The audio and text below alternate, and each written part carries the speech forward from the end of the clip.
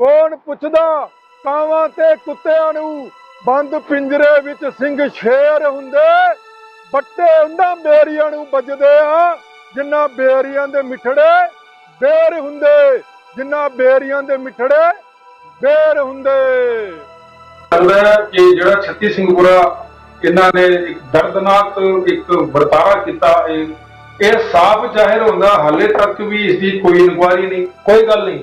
ਤੁਸੀਂ ਜ਼ੁਲਮ ਤਾਂ ਕਰ ਚੁੱਕੇ, ਪਰ ਇੱਕ ਗੱਲ ਯਾਦ ਰੱਖੋ, ਜਿਨ੍ਹਾਂ ਇਹ ਕੋਈ ਟੈਰਰਿਸਟ ਅਟੈਕ ਨਹੀਂ ਸੀ, ਕੋਈ ਉਗਰਵਾਦੀ ਮੁਸਲਮਾਨਾਂ ਨੇ ਅਟੈਕ ਨਹੀਂ ਕੀਤਾ, ਇਹ ਸਭ ਗਵਰਨਮੈਂਟ ਦੀ ਚਾਲਾਂ ਸਨ। ਔਰ ਉਹਨਾਂ ਨੇ ਨਾਲ ਮਿਲ ਕੇ ਜਦੋਂ ਵੀ ਡੈਲੀਗੇਸ਼ਨ ਅਮਰੀਕਾ US ਤੋਂ ਇੰਡੀਆ ਆਉਂਦਾ ਹੈ, ਇਹਨਾਂ ਨੇ ਆਪਣਾ ਕੁਛ ਨਾ ਕੁਛ ਦੱਸਣਾ ਹੁੰਦਾ, ਉਹਦੇ ਵਿੱਚ ਬਲੀ ਚੜਾਈ ਸਿੱਖਾਂ ਦੀ। ਪਰ ਕੋਈ ਗੱਲ ਨਹੀਂ ਯਾਰ, ਤੁਸੀਂ ਸਿੱਖਾਂ ਦੇ ਘਰ ਉਜਾੜੇ, ਪਰ ਇੰਨਾ ਮੈਂ ਅੱਜ ਦਾਅਵੇ ਨਾਲ ਕਹਿ ਸਕਦਾ ਘਰ ਤੁਹਾਡੇ ਵੀ ਉਜੜੇ ਹੋਏ ਆ, ਘਰ ਤੁਹਾਡੇ ਵੀ ਨਹੀਂ ਮਹਿਫੂਜ਼। ਜੋ ਤੁਸੀਂ ਜ਼ੁਲਮ ਕੀਤਾ ਉਸਦਾ ਤੁਸੀਂ ਬਖੂਬੀ ਇਸਦਾ ਮੰਜ਼ਰ ਤੁਸੀਂ ਆਪਣੇ ਘਰਾਂ ਵਿੱਚ ਦੇਖੋ, ਖਾਸ ਕਰਕੇ ਆਪਣੇ ਬੱਚਿਆਂ ਵਿੱਚ ਦੇਖ ਲਓ। ਜੋ ਤੁਸੀਂ ਜ਼ੁਲਮ ਕੀਤਾ ਨਾ, ਤੁਹਾਡੇ ਬੱਚਿਆਂ ਦੇ ਜਿਸਮਾਂ ਚੋਂ ਜ਼ੁਲਮ ਨਿਕਲ ਰਹੇ, ਤੁਸੀਂ ਲੋਹੇ ਦੇ ਅਥਰੂ ਜਿਸ ਤਰ੍ਹਾਂ ਕਹਿੰਦੇ ਨਾ, ਉਹ ਤੁਸੀਂ ਰੋ ਰਹੇ ਹੋ। ਚਾਹੇ ਸਰਕਾਰ ਦੇਖ ਲਓ, 84 ਦੇ ਅਟੈਕ ਤੋਂ ਬਾਅਦ ਭਾਈ ਸਾਹਿਬ ਤੁਸੀਂ ਦੇਖ ਲਓ, ਮੈਂ ਅੱਜ ਵੀ ਕਹਿੰਦਾ, ਮੈਂ ਅੱਜ ਤੋਂ 30 ਸਾਲ ਪਹਿਲੇ ਵੀ ਬੋਲਿਆ ਸੀ, ਦਰਬਾਰ ਸਾਹਿਬ ਦੇ ਹਮਲੇ ਤੋਂ ਬਾਅਦ ਪੂਰੇ ਹਿੰਦੁਸਤਾਨ ਵਿੱਚ ਦੇਖ ਲਓ, ਕਿਸੇ ਕੋਈ ਵੀ ਸਟੇਟ ਜਿਹੜੀ ਹੈ ਮਹਿਫੂਜ਼ ਨਹੀਂ ਹੈ, ਹਰ ਸਟੇਟ ਤੇ ਡਿਸਟਰਬੈਂਸ ਹੈ। ਇਹ ਜਿਹੜੀਆਂ ਚੀਕਾਂ ਸਨ ਨਾ ਛੋਟੇ ਛੋਟੇ ਬੱਚਿਆਂ ਦੀਆਂ, ਜਿਹੜੀਆਂ ਉਸ 84 ਵਿੱਚ ਇਹਨਾਂ ਆਰਮੀ ਵਾਲਿਆਂ ਨੇ ਛੋਟੇ ਛੋਟੇ ਬੱਚਿਆਂ ਨੂੰ 6 ਮਹੀਨੇ ਦੇ ਬੱਚਾ 6 ਮਹੀਨੇ ਦਾ ਬੱਚਾ ਕਿ ਉਹਨੂੰ ਲੱਤ ਵਿੱਚ ਫਸਾ ਕੇ ਇਸ ਤਰ੍ਹਾਂ ਵਿੱਚੋਂ ਪਾੜਿਆ ਗਿਆ। ਬਜ਼ੁਰਗ ਬੰਦਿਆਂ ਨੂੰ ਤੁਸੀਂ ਸਿਗਰਟ ਪਾਣੀ ਵਿੱਚ ਘੋਲ ਕੇ ਉਹ ਤੁਸੀਂ ਪਾਣੀ ਦਿੱਤਾ, ਆਪਣੀਆਂ ਗੰਨਾਂ ਦੇ ਨਾਲ ਚਾਕੂ ਲਾ ਕੇ ਤੁਸੀਂ ਸਾਡੀਆਂ ਮਾਵਾਂ ਸਾਡੀਆਂ ਭੈਣਾਂ ਦੇ ਪੇਟਾਂ ਵਿੱਚ ਮਾਰ ਕੇ, ਜਿਹੜੀਆਂ ਮਾਂ ਮੰਨਣ ਵਾਲੀਆਂ ਸਨ, ਉਹਨਾਂ ਨੂੰ ਮਾਰਿਆਗਾ। ਇਤਨਾ ਦਰਦ ਤੁਸੀਂ, ਇਤਨਾ ਜ਼ੁਲਮ ਤੁਸੀਂ ਕੀਤਾ, ਤੁਸੀਂ ਕਿੱਥੇ ਬਖਸ਼ਣ ਹੋਵੋਗੇ। ਉਸ ਅਕਾਲ ਪੁਰਖ ਦੀ ਅਜ਼ਮਤ ਦੇ ਅੰਦਰ ਤੁਸੀਂ ਬੇੜੀਆਂ ਕੀਤੀਆਂ, ਤੁਸੀਂ ਆਪਣੇ ਬੂਟ ਪਾ ਕੇ ਦਰਬਾਰ ਸਾਹਿਬ ਦੀ ਅਕਾਲ ਪੁਰਖ ਉਸ ਖੁਦਾ ਦੀ ਇਬਾਦਤ ਦੇ ਅੰਦਰ ਗਏ, ਕਿ ਤੁਸੀਂ ਕਿੱਥੇ ਬਖਸ਼ੇ ਜਾਓਗੇ। ਤੁਹਾਡੀਆਂ 7 ਪੀੜ੍ਹੀਆਂ ਵੀ ਨਹੀਂ ਬਖਸ਼ਣ ਜਾਣਗੀਆਂ। ਜਿਨ੍ਹਾਂ ਨੇ ਪੰਜਾਬ ਦੇ ਬੂਹੇ ਖੋਲ ਕੇ ਆਰਮੀ ਨੂੰ ਸੱਦਿਆ, ਆਪਣੀ ਮਾਂ ਇੰਦਰਾ ਗਾਂਧੀ ਨੂੰ ਲੈਟਰ ਲਿਖੇ, ਜਾਂ ਜਿਨ੍ਹਾਂ ਆਰਮੀ ਵਾਲਿਆਂ ਨੇ ਆਪਣੇ ਇਹ ਸਾਈਨ ਕਰਕੇ ਉੱਥੇ ਉਸ ਦਰਬਾਰ ਸਾਹਿਬ ਦੀ ਜਾਗਦੀ ਜੂਹ ਦੇ ਅੰਦਰ, ਜਿੱਥੇ 24 ਘੰਟੇ ਉਸ ਖੁਦਾ, ਉਸ ਰਾਮ, ਉਸ ਪਰਮਾਤਮਾ ਦੀ ਆਵਾਜ਼ ਨਿਕਲਦੀ ਹੈ। ਉਹ 4 ਦਰਵਾਜ਼ੇ ਸਨ ਹਰਮੰਦਰ ਸਾਹਿਬ ਦੇ, ਚਾਰੇ ਦਰਵਾਜ਼ੇ ਪੂਰੀ ਲੋਕਾਈ ਵਾਸਤੇ ਖੁੱਲੇ ਸਨ। ਤੁਸੀਂ ਉਸ ਨੂੰ ਤਬਾਹ ਕੀਤਾ, ਬਖਸ਼ੇ ਤੁਸੀਂ ਵੀ ਨਹੀਂ ਜਾਓ। ਆ ਰਹੇ ਸੀ, ਤੁਸੀਂ ਕੀ ਸੋਚਦੇ ਹੋ ਕਿ ਹਰਮੰਦਰ ਸਾਹਿਬ ਤੇ ਅਟੈਕ ਕਰ ਲਿਆ ਤੇ ਬੜੀ ਬਹਾਦਰੀ ਹੋ ਗਈ। ਅਹਿਮਦ ਸ਼ਾਹ ਅਬਦਾਲੀ, ਵੱਡੇ ਮੁਗਲ ਸ਼ਾਸਕ ਆਏ, ਉਹਨਾਂ ਨੂੰ ਹੱਥਾਂ ਪੈਰਾਂ ਦੀਆਂ ਪੈ ਗਈਆਂ। ਨਲਾਇਕੋ, ਤੁਸੀਂ ਇਤਿਹਾਸ ਨਹੀਂ ਸੀ ਪੜ੍ਹਿਆ। ਉਹ ਤੁਸੀਂ ਇੱਕ ਬਾਦਲਾਂ ਦੇ ਕਹਿਣ ਤੇ ਪੰਜਾਬ ਦੇ ਬੂਹੇ ਖੋਲ ਕੇ ਅੰਦਰ ਵੜ ਕੇ ਆਰਮੀ ਲੈ ਕੇ ਪਿਛਲਾ ਇਤਿਹਾਸ ਪੜ੍ਹਿਆ ਹੁੰਦਾ ਨਾ, ਅੱਜ ਤੁਹਾਡੀ ਮਾਂ ਇੰਦਰਾ ਰਾਣੀ ਨੂੰ ਨਾ 153 ਦਿਨ ਅੱਜ ਤੱਕ ਵੀ ਜਿਉਂਦੀ ਰਹਿੰਦੀ, ਅੱਜ ਤੱਕ ਵੀ ਉਹ ਜਿਉਂਦੀ ਰਹਿੰਦੀ, ਜੇ ਉਹਨੇ ਦਰਬਾਰ ਸਾਹਿਬ ਤੇ ਹਮਲਾ ਨਾ ਕੀਤਾ। ਪਰ ਮੈਂ ਇੱਕ ਗੱਲ ਜ਼ਰੂਰ ਕਹਿਣਾ ਚਾਹੁੰਦਾ ਕਿ ਜਿਹੜੇ ਤੁਸੀਂ ਨਿਹੱਥਿਆਂ ਤੇ ਵਾਰ ਕੀਤੇ ਨਾ, ਉਹਦਾ ਖਮਾਇਦਾ ਤੁਸੀਂ ਹਰ ਪਲ ਭੁਗਤ ਰਹੇ ਹੋ, ਹਰ ਪਲ ਭੁਗਤੋਗੇ। ਸਰਕਾਰਾਂ ਤੁਸੀਂ ਜਿੰਨੀਆਂ ਮਰਜ਼ੀ ਬਣਾ ਲਓ, ਕੋਈ ਵੀ ਸਰਕਾਰ ਆ ਜਾਏ, ਜਿੰਨੀ ਦੇਰ ਤੁਸੀਂ ਸਿੱਖਾਂ ਦੀ ਆਵਾਜ਼ ਨਹੀਂ ਉਠਾਓਗੇ, ਦਿੱਲੀ ਦੀ ਕੁਰਸੀ ਤੇ ਬੈਠ ਕੇ ਤੁਹਾਨੂੰ ਇਹ ਕੰਡੇ ਹੀ ਚੁੱਭਣਗੇ, ਜਿਹੜੀਆਂ ਮਰਜ਼ੀ ਸਰਕਾਰਾਂ ਬਿਠਾ ਲਓ। ਤੁਸੀਂ ਜੂਨ 84 ਵਿੱਚ ਕੀ ਕੀਤਾ? ਦਰਬਾਰ ਸਾਹਿਬ ਦੇ ਅਟੈਕ ਤੋਂ ਬਾਅਦ ਇਤਿਹਾਸ ਵਿੱਚ ਵੀ ਲਿਖਿਆ ਹੈ, ਇਹ ਹਿਸਟਰੀ ਹੈ, ਹਿਸਟੋਰੀਕਲ ਆਫ ਸਿੱਖੀਜ਼ਮ, ਕਿ 153 ਦਿਨ ਤੋਂ ਉੱਪਰ ਕੋਈ ਜ਼ਾਲਮ ਦਰਬਾਰ ਸਾਹਿਬ ਵੱਲ ਜਦੋਂ ਮੂੰਹ ਕਰਕੇ ਆਇਆ ਹੋਵੇ ਨਾ, 153 ਦਿਨ 153 ਡੇਜ਼, ਉਸ ਤੋਂ ਉੱਪਰ ਜੀ ਹੀ ਨਹੀਂ ਸਕਿਆ। ਪਰ ਮੈਂ ਤੁਹਾਨੂੰ ਤੁਹਾਡੀ ਬੀਬੀ ਇੰਦਰਾ ਰਾਣੀ ਦੀ ਗੱਲ ਦੱਸਦਾ ਵਾਂ, ਜਦੋਂ ਅਟੈਕ ਕੀਤਾ ਸੀ ਨਾ, ਉਸ ਤੋਂ ਬਾਅਦ ਉਹਦੀ ਇੱਕ ਜਿਹੜੀ ਲੇਡੀ ਫਰੈਂਡ ਸੀ, ਫੋਰਨ ਦੀ ਸੀ, ਉਹ ਇੰਦਰਾ ਉਹਨੂੰ ਦੱਸਦੀ ਆ ਕਿ ਮੈਂ ਰਾਤ ਨੂੰ 1 ਵਜੇ ਉੱਠਦੀ ਆ, ਫਿਰ ਮੈਨੂੰ ਨੀਂਦ ਨਹੀਂ ਆਉਂਦੀ।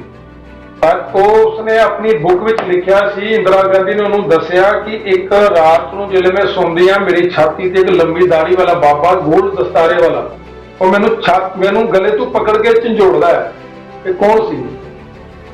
ਜਾਂ ਹਿੰਦੁਸਤਾਨ ਦੇ ਤੁਸੀਂ ਜ਼ੁਲਮ ਕਰਨ ਵਾਲੇ ਹੋ, ਤੁਸੀਂ ਕੀ ਸੋਚਦੇ ਹੋ ਰੂਹਾਂ ਤੁਹਾਡੇ ਪਿੱਛਾ ਨਹੀਂ ਕਰਨਗੀਆਂ?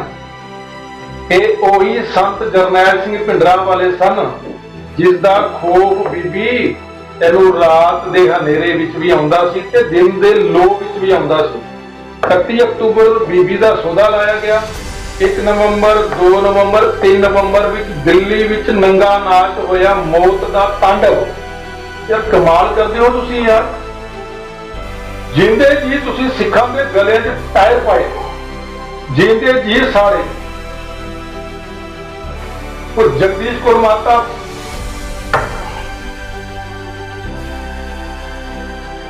ਨਿੱਕੇ ਨਿੱਕੇ ਬੱਚਿਆਂ ਦੇ ਤੁਸੀਂ ਜ਼ੁਲਮ ਕੀਤੇ। ਤਿੰਨ ਤੁਸੀਂ 3 ਤੋਂ 4 ਹਜ਼ਾਰ ਤੱਕ ਬੰਦੇ ਮਾਰੇ ਆ। ਕਿੰਨੇ ਇੱਕ ਤਬਾਹ ਕਰਵਾ ਸੀ ਤੁਸੀਂ ਸਿੱਖਾਂ ਨੂੰ।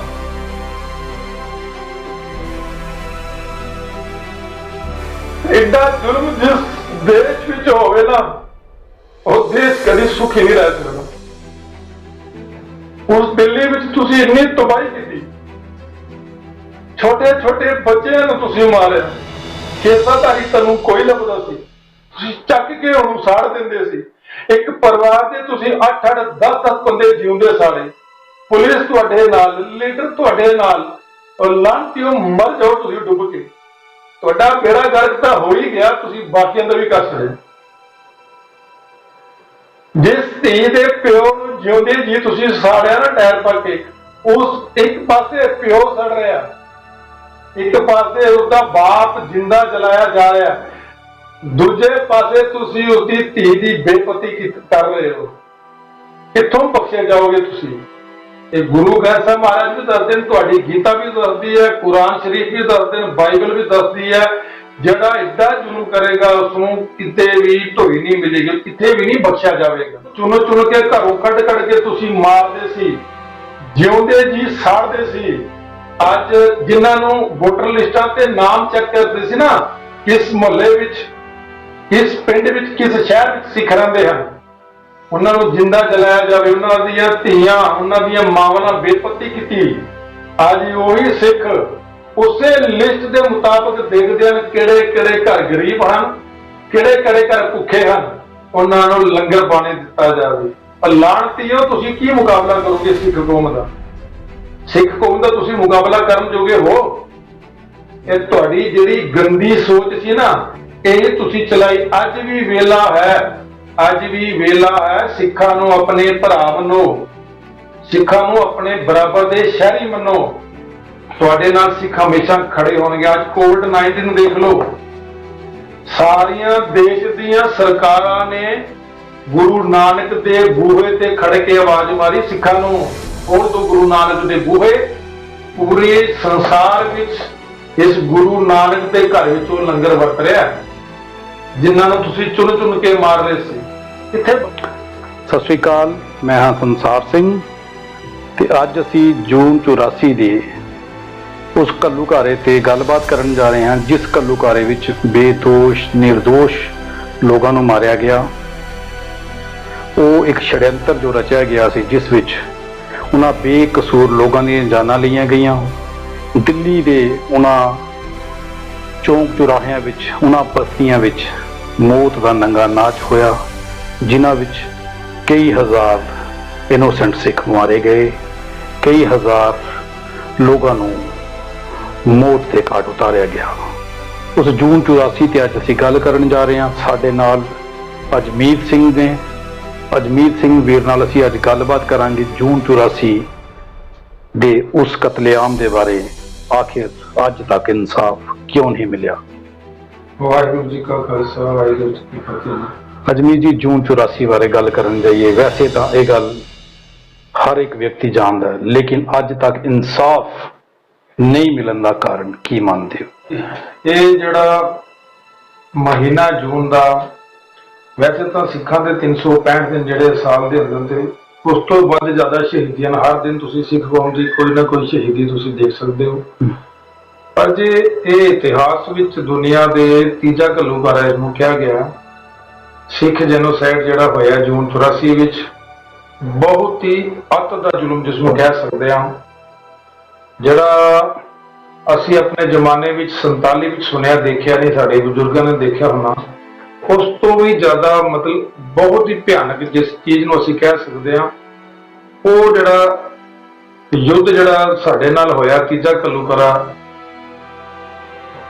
ਉਹ ਇਸ ਕਰਕੇ ਕਿ ਅਫਸੋਸ ਦੀ ਗੱਲ ਸਾਨੂੰ ਇਸ ਕਰਕੇ ਆਇਆ ਕਿ ਜਿਸ ਕੌਮ ਲਈ, ਜਿਸ ਦੇਸ਼ ਲਈ ਸਾਡੇ ਗੁਰੂ ਸਾਹਿਬਾਂ ਨੇ ਆਪਣੇ ਪਰਿਵਾਰ ਤੱਕ ਵਾਰਤੇ, ਆਪਣੇ ਵੰਸ਼ ਤੱਕ ਕੁਰਬਾਨ ਕਰ ਦਿੱਤਾ, ਉਹ ਪੀੜ੍ਹੀ ਦਰ ਪੀੜ੍ਹੀ ਅੱਜ ਵੀ ਸਿੰਘ ਆਪਣੇ ਪਰਿਵਾਰ ਤੱਕ ਕੁਰਬਾਨ ਕਰਦੇ ਦੇ ਅੰਦਰ ਆਪਣੀਆਂ ਜਾਨਾਂ ਦੀ ਪਰਵਾਹ ਨਾ ਕਰਦੇ ਹੋਏ ਆਪਣੀਆਂ ਜਾਨਾਂ ਦੀਆਂ ਆਹੂਤੀਆਂ ਲਗਾ ਛੱਡ ਪਿੱਛੇ ਪਰਿਵਾਰ ਨੂੰ, ਜੋ ਅੱਜ ਦੇ ਜ਼ਮਾਨੇ ਦੀ ਜੋ ਪੁਲਿਸ ਹੈ ਉਹ ਵੀ ਤਸ਼ੱਦਦ ਨਾਲ, ਟਾਰਚਰ ਨਾਲ ਖਤਮ ਕਰ ਦਿੰਦੀ ਹੈ। ਮਤਲਬ ਕਹਿਣ ਦਾ ਕਿ ਇੱਡਾ ਵੱਡਾ ਜ਼ੁਲਮ ਹੋਣ ਦੇ ਬਾਵਜੂਦ ਵੀ ਸਿੱਖਾਂ ਨੇ ਇਸ ਦੇਸ਼ ਨੂੰ ਬੜੇ ਚਾਅ ਨਾਲ, ਬੜੀਆਂ ਆਪਣੀਆਂ ਕੁਰਬਾਨੀਆਂ ਦੇ ਕੇ ਇਸ ਦੇਸ਼ ਨੂੰ ਆਜ਼ਾਦ ਕਰਵਾਇਆ। ਇੱਕ ਸੂਰਜ ਚਮਕਿਆ ਇਸ ਦੇਸ਼ ਦਾ ਕਿ ਹੁਣ ਜਿਹੜੀ ਇਕੁਐਲਿਟੀ ਹੈ ਸਿੱਖਾਂ ਨੂੰ ਉਹ ਬਰਾਬਰਤਾ ਦਿੱਤੀ ਜਾਵੇਗੀ। ਪਰ ਜਿਹੜੀ ਇਹ ਬਾਮਨ ਨੀਤੀ ਸੀ, ਚਾਣਕੇ ਨੀਤੀ, ਇਸ ਦੇ ਦਿਮਾਗ ਵਿੱਚ ਸ਼ੁਰੂ ਤੋਂ ਖੋਟ ਰਹੀ ਹੈ। ਗੁਰੂ ਨਾਨਕ ਸਾਹਿਬ ਦੇ ਸਮੇਂ ਤੋਂ ਲੈ ਕੇ ਤੇ ਅੱਜ ਤੱਕ ਵੀ ਇਸ ਚਾਣਕੇ ਨੀਤੀ ਦੀ ਜਿਹੜੀ ਸੋਚ ਇਹ ਚਲਾ ਰਹੇ ਹਨ ਬਾਮਨਵਾਦ, ਇਹ ਗੰਦੀ ਸੋਚ ਨੂੰ ਲੈ ਕੇ ਅੱਜ ਤੱਕ ਇਹਨਾਂ ਨੇ ਇਹੀ ਕੀਤਾ ਕਿ ਸਿੱਖਾਂ ਨੂੰ ਅੱਗੇ ਕਰਕੇ ਕੁਰਬਾਨੀਆਂ ਸਿੱਖਾਂ ਦੀਆਂ ਲੱਗੀਆਂ, ਆਜ਼ਾਦ ਦੇਸ਼ ਸਿੱਖਾਂ ਨੇ ਕਰਵਾਇਆ ਤੇ ਜਿਹੜੇ ਉਸਦਾ ਨਿੱਘ ਸੀ ਆਜ਼ਾਦੀ ਦਾ, ਉਹ ਕਿੰਨਾ ਚਲਾਕ ਲੋਕਾਂ ਨੇ ਆਪਣੇ ਦੇਸ਼ ਅੰਦਰ ਮਨਾਇਆ ਤੇ ਸਿੱਖਾਂ ਨੂੰ ਫੇਰ ਵਾਪਸ ਧੱਕੇ ਜੇਲਾਂ ਤੇ ਉਹਨਾਂ ਦੀਆਂ ਜਿਹੜੀਆਂ ਘਰ ਦੀਆਂ ਜਿਹੜੀਆਂ ਬੇਪਤੀਆਂ ਕੀਤੀਆਂ ਗਈਆਂ ਤੇ ਉਹਦੇ ਵਿੱਚ ਇਨਸਾਫ ਦੀ ਤਾਂ ਗੱਲ ਫਿਰ ਮੁੱਕ ਹੀ ਜਾਂਦੀ ਹੈ। ਪਰ ਮੈਂ ਆਪਣੇ ਧੰਨ ਦਸਮ ਪਿਤਾ ਕਲਿੰਦਰ ਪਾਤਸ਼ਾਹ ਤੋਂ ਵਾਰੇ ਜਾਂਦਾ ਹਾਂ, ਸੱਚੇ ਪਾਤਸ਼ਾਹ ਨੇ ਤੀਸਰਾ ਮਜ਼ਹਬ ਰਚਿਓ ਖਾਲਸਾ, ਬੜਾ ਵੱਡਾ ਪੰਥ ਬਣਾਇਆ ਕਿ ਮੈਂ ਐਸਾ ਖਾਲਸਾ ਪੰਥ ਸਜਾ ਕੇ ਜਾਵਾਂਗਾ ਕਿ ਜਿਹੜਾ ਆਪਣੇ ਹੱਕਾਂ ਦੀ ਆਵਾਜ਼ ਆਪ ਉਠਾਵੇਗਾ, ਆਪ ਲੜੇਗਾ। ਪਰ ਸਾਡੇ ਸਿੱਖਾਂ ਨੇ ਇਸ ਦੇਸ਼ ਤੇ ਯਕੀਨ ਕਰਕੇ ਜਿੱਥੇ ਕਿ ਆਪਣੀਆਂ ਪੀੜ੍ਹੀਆਂ ਦਾ ਨੁਕਸਾਨ ਕਰਾਇਆ, ਉੱਥੇ ਆਉਣ ਵਾਲੀ ਪੀੜ੍ਹੀਆਂ ਦਾ ਵੀ ਨੁਕਸਾਨ ਕਰਾ ਛੱਡਿਆ। ਖੈਰ, ਅੱਜ ਦੇ ਜ਼ਮਾਨੇ ਵਿੱਚ ਤੁਸੀਂ ਦੇਖ ਲਓ, ਤੁਸੀਂ ਜੂਨ 84 ਦੀ ਗੱਲ ਕੀਤੀ ਆ, ਮੈਂ ਉਸੇ ਗੱਲ ਨੂੰ ਹੁਣ ਤੋੜਨ ਲੱਗਾ ਕਿ ਜਿਸ ਦੇਸ਼ ਵਿੱਚ ਤੁਸੀਂ ਰਹਿ ਰਹੇ ਹੋ ਉਹਦੇ ਵਿੱਚ ਤੁਹਾਡਾ ਬਹੁਤ ਵੱਡਾ ਯੋਗਦਾਨ ਹੈ। ਤੁਸੀਂ ਦੇਸ਼ ਲਈ ਕੁਰਬਾਨੀ ਕੀਤੀ, ਫਿਰ ਤੁਸੀਂ ਦੇਸ਼ ਲਈ ਲੜੇ ਵੀ ਹੋ। ਤੁਸੀਂ ਆਰਮੀ ਨਾਲ ਰਹਿ ਕੇ, ਸਿੱਖ ਜਿਹੜੇ ਜਵਾਨ ਸਾਡੇ ਆਰਮੀ ਵਿੱਚ ਜੋਬ ਕਰਦੇ ਹਨ, ਬਾਰਡਰਾਂ ਵਿੱਚ ਉਹਨਾਂ ਦੇ ਸੀਸ ਵੀ ਲੱਗੇ ਹਨ, ਚਾਹੇ 47 ਵਿੱਚ, 65 ਵਿੱਚ, 71 ਵਿੱਚ, ਹਰ ਥਾਂ ਤੇ ਸਿੱਖ ਲੜੇ। ਜਦੋਂ ਸਿੱਖ ਤੁਹਾਡੇ ਪਾਸੇ ਹੋ ਕੇ ਲੜਨ ਤੇ ਤੁਸੀਂ ਕਹਿੰਦੇ ਹੋ ਦੇਸ਼ ਭਗਤ, ਜਦੋਂ ਸਿੱਖ ਆਪਣੇ ਹੱਕਾਂ ਦੀ ਲੜਨ ਤਾਂ ਤੁਸੀਂ ਕਹਿੰਦੇ ਹੋ ਦੇਸ਼ ਦਰੋਹੀ, ਉਗਰਵਾਦੀ, ਆਤੰਕਵਾਦੀ, ਅਲੱਗ-ਅਲੱਗ ਨਾਮ ਨਾਲ ਤੁਸੀਂ ਪੁਕਾਰਦੇ ਹੋ। ਇਹਦੇ ਵਿੱਚ ਜੂਨ 84 ਜਿਹੜੀ ਸੀ ਉਹਦੇ ਵਿੱਚ ਇੱਕ ਬਹੁਤ ਵੱਡਾ ਮਸੀਹਾ, ਬਹੁਤ ਵੱਡਾ ਫਰਿਸ਼ਤਾ, ਬਹੁਤ ਵੱਡਾ ਫਨਕਾਰ ਸੀ ਇਸ ਧਰਮ ਦਾ, ਉਹ ਸਨ ਸੰਤ ਜਰਨੈਲ ਸਿੰਘ ਜੀ ਖਾਲਸਾ ਭਿੰਡਰਾਂਵਾਲੇ। ਮੈਂ ਸਾਰੇ ਸੁਣਨ ਵਾਲਿਆਂ ਨੂੰ ਇਹ ਜ਼ਰੂਰ ਦਾਅਵੇ ਨਾਲ ਕਹਿ ਸਕਦਾ, ਪਲੀਜ਼ ਤੁਸੀਂ ਕਿਰਪਾ ਕਰਕੇ ਨਾ ਕਿਸੇ ਨੂੰ ਟਾਂਟ ਕਰਨ ਤੋਂ ਪਹਿਲੇ ਉਸਦੀ ਵਿਚਾਰਧਾਰਾ ਅਤੇ ਉਸਦੀ ਬਾਇਓਗ੍ਰਾਫੀ ਤੁਸੀਂ ਜ਼ਰੂਰ ਉਸ ਨੂੰ ਪੜ੍ਹ ਲਓ। ਸੰਤ ਜਰਨੈਲ ਸਿੰਘ ਜੀ ਇੱਕ ਐਸਾ ਅਨਖੀ ਸੂਰਮਾ ਯੋਧਾ ਸੀ ਜਿਸ ਨੇ ਇਸ ਦੁਨੀਆ ਵਿੱਚ ਰਹਿ ਕੇ ਹਿੰਦੂ ਨੂੰ ਵੀ ਗਲੇ ਨਾਲ ਲਗਾਇਆ, ਮੁਸਲਮਾਨ ਨੂੰ ਵੀ ਗਲੇ ਨਾਲ ਲਗਾਇਆ। ਜੇ ਕਿਸੇ ਧਰਮ ਦੀ ਬੇਅਦਬੀ ਹੁੰਦੀ ਸੀ ਤਾਂ ਉਸ ਧਰਮ ਦੀ ਲਈ ਹਮੇਸ਼ਾ ਇਹ ਫਰਿਸ਼ਤਾ ਬਣ ਕੇ ਅੱਗੇ ਤੁਰਦੇ ਸਨ, ਆਵਾਜ਼ ਉਠਾਉਂਦੇ ਸਨ। ਜਦੋਂ ਇਹ ਜੂਨ 84 ਦਾ ਕੰਮ ਸ਼ੁਰੂ ਹੋਇਆ, ਇਹ ਤਾਂ ਬੜੀ ਦੇਰ ਪਹਿਲੇ ਦਾ ਹੀ ਸ਼ੁਰੂ ਹੋਇਆ, ਜਦੋਂ ਧਰਮ ਯੁੱਧ ਮੋਰਚਾ ਸੰਤ ਜਰਨੈਲ ਸਿੰਘ ਬਾਬਿਆਂ ਨੇ ਲਗਾਇਆ, ਉਹਨਾਂ ਦੇ ਸਿੰਘਾਂ ਨੇ ਨਾਮ ਲਗਾਇਆ। 13 ਸਿੰਘ ਤੁਸੀਂ 78 ਵਿੱਚ ਸ਼ਹੀਦ ਕੀਤੇ। ਮੈਂ ਅੱਜ ਬਰੀਕਲੀ ਤੁਹਾਨੂੰ ਦੱਸਣਾ ਚਾਹਾਂਗਾ, 1978 ਵਿੱਚ ਜਿਹੜੇ 13 ਸਿੰਘ ਤੁਸੀਂ ਸ਼ਹੀਦ ਕੀਤੇ, ਉਸ ਨਰਕਧਾਰੀ ਬਾਬੇ ਨੇ ਪਤਾ ਕੀ ਕੀਤਾ ਸੀ? ਸਾਹਿਬ ਸ੍ਰੀ ਗੁਰੂ ਗ੍ਰੰਥ ਸਾਹਿਬ ਮਹਾਰਾਜ ਜੀ ਦੇ ਅੰਗ ਨਾ, ਜਿਸ ਤਰ੍ਹਾਂ ਅੱਜ ਬਰਗਾੜੀ ਵਿੱਚ ਹੋਇਆ ਸੀ ਨਾ, ਇਹ ਬਾਦਲਾਂ ਨੇ ਕਰਵਾਇਆ ਸੀ, ਉਸ ਟਾਈਮ ਵੀ ਬਾਦਲਾਂ ਦਾ ਰਾਜ ਸੀ। ਇਹ ਇੱਕੋ ਸਿੱਕੇ ਦੇ ਦੋ ਪਹਿਲੂ ਸਨ, ਦੋਨੋਂ ਟਾਈਮ ਇਹਨਾਂ ਨੇ ਰਾਜ ਕਰਕੇ ਸਿੱਖ ਕੌਮ ਦੀ ਬਰਬਾਦੀ ਹੀ ਕੀਤੀ। 1978 ਵਿੱਚ ਵੀ ਇਹਨਾਂ ਨੇ ਉਹਨੂੰ ਸ਼ਹਿਤਰ ਗੁਰਬਚਨ ਨੇ ਨਿਰੰਕਾਰੀ ਨੂੰ, ਤਾਂ ਉਸਨੇ ਗੁਰੂ ਗ੍ਰੰਥ ਸਾਹਿਬ ਦੀ ਏਡੀ ਵੱਡੀ ਬੇਅਦਬੀ ਕੀਤੀ ਤੇ ਸੰਤਾਂ ਨੇ ਉਹ ਮੋਰਚਾ ਲਗਾਇਆ। ਉਸ ਵਿੱਚ ਸ਼ਾਂਤਮਈ ਮੋਰਚੇ ਵਿੱਚ 13 ਸਿੰਘ ਸਾਡੇ ਜਿਹੜੇ ਸ਼ਹੀਦ ਹੋ ਗਏ। ਉਸ ਤੋਂ ਬਾਅਦ ਸੰਤਾਂ ਨੂੰ ਇਸ ਚੀਜ਼ ਦਾ, ਇਸ ਗੱਲ ਦਾ ਅਹਿਸਾਸ ਹੋ ਗਿਆ, ਨਹੀਂ ਅਸੀਂ ਇਸ ਦੇਸ਼ ਨੂੰ ਆਜ਼ਾਦ ਕਰਕੇ ਦੇਸ਼ ਨੂੰ ਸਾਡੇ ਸਿਰ ਲੱਗੇ, ਅਸੀਂ ਆਪ ਕਰਾਇਆ, ਪਰ ਅਸੀਂ ਫੇਰ ਅੱਜ ਗੁਲਾਮ ਹਾਂ। ਉਸ ਜਗ੍ਹਾ ਤੇ ਸਾਨੂੰ ਗੁਲਾਮੀ ਦਾ ਅਹਿਸਾਸ ਕਰਾਇਆ ਗਿਆ। ਤੇ ਸੰਤ ਜਰਨੈਲ ਸਿੰਘ ਜੀ ਨੇ ਫਿਰ ਬੜੀਆਂ ਆਵਾਜ਼ਾਂ ਉਠਾਈਆਂ ਪੰਜਾਬ ਦੇ ਹੱਕਾਂ ਲਈ। ਉਹ ਪੰਜਾਬ ਦੀ ਸਟੇਟ ਤੋਂ ਬਾਹਰ ਸਟੇਟਾਂ ਨੂੰ ਜਾਂਦਾ ਸੀ। ਉਹਨਾਂ ਨੇ ਕਿਹਾ ਪਹਿਲੇ ਹੱਕ ਪੰਜਾਬ ਦਾ ਪਾਣੀ ਪਹਿਲੇ ਪੰਜਾਬ ਦੇ ਕਿਸਾਨਾਂ ਨੂੰ ਮਿਲੇ। ਉਸ ਵਿੱਚ ਇਹ ਨਹੀਂ ਦੇਖਿਆ ਧਰਮ, ਉਸ ਵਿੱਚ ਖਾਲੀ ਇਨਸਾਨ ਦੇਖਿਆ ਸੀ ਸੰਤ ਜਰਨੈਲ ਸਿੰਘ ਨੇ। ਖੈਰ ਇਹਨਾਂ ਸਰਕਾਰਾਂ ਨੂੰ ਇਹ ਸੰਤ ਜਰਨੈਲ ਸਿੰਘ ਦੀ ਅੱਖਾਂ ਵਿੱਚ ਰਿੜਕਣਾ ਸ਼ੁਰੂ ਹੋ ਗਏ ਤੇ ਸਾਡੇ ਆਪਣਿਆਂ ਨੇ ਫਿਰ ਘਰ ਦੇ ਬੂਹੇ ਖੋਲੇ, ਆਓ, ਕਿਉਂਕਿ ਇੱਥੇ ਹਰ ਘਰ ਵਿੱਚ ਨਾ ਉਸ ਟਾਈਮ ਵਿਭੀਸ਼ਣ ਪੈਦਾ ਹੋ ਗਿਆ। ਮੈਂ ਇੱਕ ਗੱਲ ਤੁਹਾਨੂੰ ਜ਼ਰੂਰ ਇਹ ਵਿੱਚ ਨਾਲ ਅਟੈਚ ਕਰਨਾ ਚਾਹੁੰਦਾ ਭਾਈ ਸਾਹਿਬ ਕਿ ਰਾਮਾਇਣ ਵਿੱਚ ਕਹਿੰਦੇ ਆ ਕਿ ਸ਼੍ਰੀ ਰਾਮਚੰਦਰ ਜੀ ਨੇ ਮਤਲਬ ਇਤਨਾ ਵੱਡਾ ਯੁੱਧ ਲੜਿਆ ਨਾ, ਕਹਿੰਦੇ ਨੇ ਕਿ ਉਸ ਸਮੇਂ ਵਿੱਚ ਉਹਨਾਂ ਦੇ ਪਸੀਨੇ ਤੱਕ ਛੁੱਟ ਗਏ ਸਨ। ਸ਼੍ਰੀ ਰਾਮਚੰਦਰ ਜੀ ਦੇ ਪਸੀਨੇ ਤੱਕ ਛੁੱਟ ਗਏ ਸਨ ਰਾਵਣ ਨੂੰ ਮਾਰਦੇ। ਫਿਰ ਇੱਕ ਵਿਭੀਸ਼ਣ ਨਾਮ ਦਾ ਇੱਕ ਕਲੰਕੀ ਚੀਜ਼, ਜਿਸ ਨੂੰ ਅੱਜ ਕਲੰਕ ਵਿੱਚ ਕਿਹਾ ਜਾਂਦਾ ਹੈ, ਸਾਡੇ ਧਰਮ ਵਿੱਚ ਅਸੀਂ ਤਾਂ ਕਲੰਕ ਹੀ ਕਹਿ ਸਕਦੇ ਹਾਂ। ਉਹ ਇੱਕ ਵਿਭੀਸ਼ਣ ਉੱਠ ਕੇ ਇੱਕ ਰਾਮਚੰਦਰ ਦੇ ਕੰਨ ਵਿੱਚ ਗੱਲ ਕਹਿੰਦਾ ਕਿ ਇਹਨੂੰ ਅਗਰ ਤੀਰ ਮਾਰਨਾ ਦੀ ਇਹਦੀ ਨਾਭੀ ਵਿੱਚ ਤੀਰ ਮਾਰ ਤੇ ਇੱਥੇ ਖਤਮ ਹੋ ਜਾਵੇਗਾ। ਘਰ ਦੇ ਵਿਭੀਸ਼ਣ ਨੇ ਉੱਠ ਕੇ ਘਰ ਦੇ ਪਰਿਵਾਰ ਨੂੰ ਮਾਰਿਆ, ਘਰ ਦੇ ਭਰਾ ਨੂੰ ਮਾਰਿਆ। ਇਸ ਘਰ ਕੋ ਆਗ ਲੱਗੀ ਘਰ ਕੇ ਚਿਰਾਗ ਸੇ। ਤੇ ਬਸ ਉਹੀ ਸਾਡੇ ਵਿਭੀਸ਼ਣ ਬਣ ਕੇ ਪੰਜਾਬ ਦੇ ਸੂਬੇਦਾਰ। ਤੇ ਇੰਦਰਾ ਗਾਂਧੀ ਨੂੰ ਖੁੱਲ ਕੇ ਸੱਦਾ ਦਿੱਤਾ ਗਿਆ, ਬੂਹੇ ਖੋਲ ਦਿੱਤੇ ਗਏ ਪੰਜਾਬ ਦੇ, ਆਜਾ ਲਿਆ ਫੌਜ ਤੂੰ ਚੜ੍ਹਦੇ ਹਰਿਮੰਦਰ ਸਾਹਿਬ। ਤੇ ਬੜੀ ਬਦਕਿਸਮਤੀ ਸਾਡੀ ਰਹੀ ਕਿ ਜਿਨ੍ਹਾਂ ਨੂੰ ਅਸੀਂ ਪਛਾਣ ਨਹੀਂ ਸਕੇ ਹਾਲੇ ਤੱਕ, ਸਾਡੇ ਪੰਜਾਬ ਦੇ ਲੋਕਾਂ ਨੇ ਫਿਰ ਇਹਨਾਂ ਨੂੰ ਵੋਟਾਂ ਦੇ ਕੇ ਜਿਤਾਇਆ। ਮੈਂ ਅਜਮੇਰ ਜੀ ਇੱਕ ਸਵਾਲ ਪੁੱਛੂੰਗਾ। ਠੀਕ ਹੈ, ਸਿੱਖਾਂ ਨਾਲ ਮਾੜਾ ਹੋਇਆ ਹੈ, ਬਹੁਤ ਹੀ ਮਾੜਾ ਹੋਇਆ। ਇਹ ਸਾਰਾ ਛੜਯੰਤਰ ਰਚਿਆ ਗਿਆ ਸਭ। ਅੱਜ ਫਿਰ ਸਿੱਖ ਕਾਂਗਰਸ ਜੁਆਇਨ ਕਰੀ ਜਾਂਦੇ ਆ, ਅੱਜ ਸਿੱਖ ਕਾਂਗਰਸ ਵਿੱਚ ਨੇ। ਔਰ ਦੂਜੀ ਗੱਲ ਇਹ ਆ, ਹੁਣ ਦੇ ਟਾਈਮ ਵਿੱਚ ਜਿਹੜੇ ਸਿੱਖਾਂ ਦੀ ਆਵਾਜ਼ ਬੁਲੰਦ ਕਰਨ ਵਾਲੇ, 84 ਦਾ ਮੁੱਦਾ ਚੱਕਣ ਵਾਲੇ 1-2 ਚੈਨਲ ਜਿਹੜੇ ਸੀਗੇ ਇੰਡੀਆ ਵਿੱਚ ਚੱਲ ਰਹੇ ਸੀ ਬਾਹਰ ਦੇ, ਉਹਨਾਂ ਚੈਨਲਾਂ ਨੂੰ ਅੱਜ ਬੈਨ ਕੀਤਾ ਜਾ ਰਿਹਾ। ਤੇ ਉਹ ਸਰਕਾਰ ਜਿਹੜੀ ਹੈ ਭਾਜਪਾ ਦੀ ਹੈ। ਹੁਣ ਕਾਂਗਰਸ ਤੇ ਭਾਜਪਾ, ਇਹਦੇ ਵਿੱਚ ਕਾਂਗਰਸ ਅਗਰ ਗੁਨਾਹਗਾਰ ਸੀ ਤੇ ਭਾਜਪਾ ਨੇ ਇਨਸਾਫ ਕਿਉਂ ਨਹੀਂ ਦਵਾਇਆ? ਤੇ ਜੇ ਇਨਸਾਫ ਦਿਵਾਉਣ ਦੀ ਗੱਲ ਸੀ ਤਾਂ ਅੱਜ ਭਾਜਪਾ ਨੇ ਉਹ ਚੈਨਲ ਬੈਨ ਕਰਨ ਵਿੱਚ ਯੋਗਦਾਨ ਕਿਉਂ ਪਾਇਆ ਹੈਗਾ?